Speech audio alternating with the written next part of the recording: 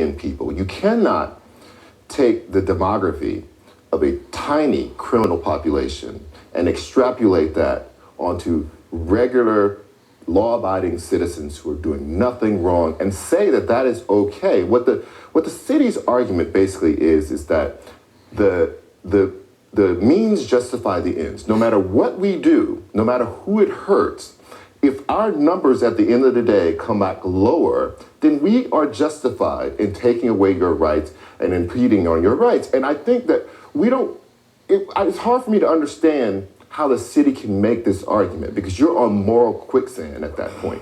When you start to say that anything that I do, as long as it adjusts the numbers in the end, is okay, many of the horrors of humanity have been based on that same argument. Oh my God. Wasn't that amazing? That, my friends, is Charles Blow, New York Times columnist. He's a CNN contributor.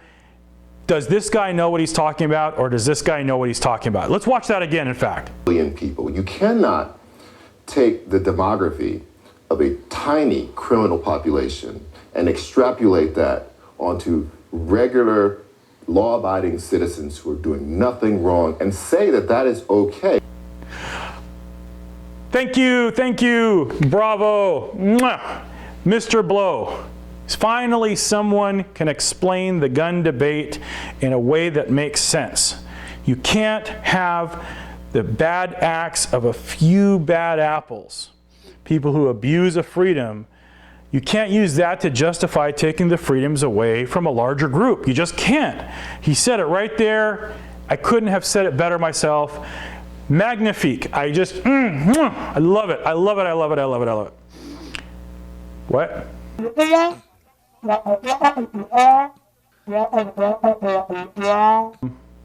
He wasn't talking about Second Amendment rights. He was talking about New York's stop and frisk policy and people's Fourth Amendment rights, and how a few people who are committing crimes in New York shouldn't cause people to lose their Fourth Amendment rights. Okay, well that's fine. It's the same thing. They're both fundamental constitutional rights, right? Second Amendment, Fourth Amendment. It's not like one is worth more than the other. The argument is still the same. If you have somebody who has a fundamental constitutional right, either against search and seizure or to keep and bear arms, you can't take that right away from them or curtail it or haul it back just because somebody did something bad and abused that freedom. Billion people. You cannot take the demography of a tiny criminal population and extrapolate that onto regular law-abiding citizens who are doing nothing wrong and say that that is okay. You can't take the rights away from the whole just because there's a few people, small percentage of people, that abuse that right.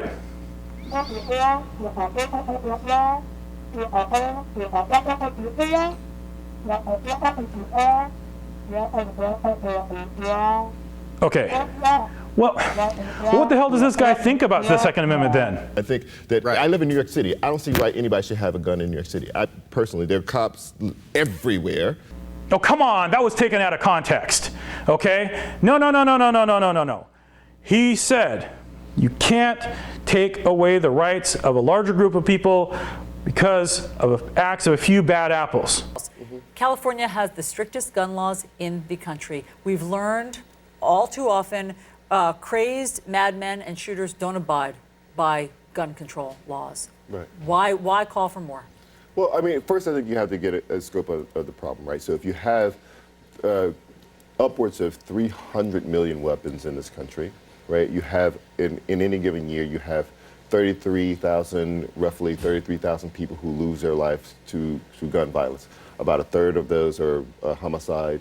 The other 2/3 are suicides, which is its own issue. Absolutely. But if you just take those numbers, you realize that a fraction of 1% of the guns, even if every kind of death was a separate gun, which is not because we have so many mass shootings, it's a fraction of 1% of the people, of those guns that are being used in a bad way. So we see most people, not most, just like overwhelming majorities of these guns are not being used in any bad way. So we want to encourage people to continue to do right by the guns that they have. Right. So, Why would the president call for more laws then? Because this is the thing.